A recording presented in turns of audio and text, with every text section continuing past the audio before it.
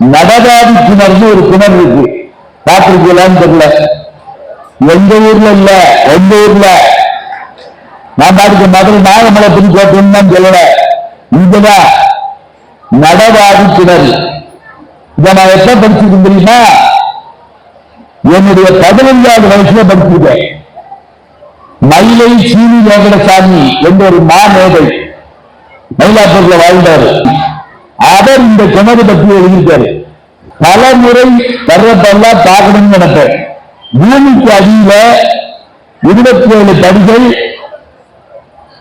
12 தூண்கள், நடுவில் ஒரு குளம்.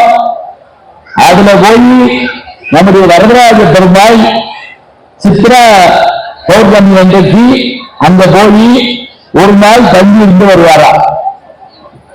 நம்ம ஊட்டி கொடுக்காம போகும்ல, அவர் அங்கெல்லாம் போக மாட்டாரு.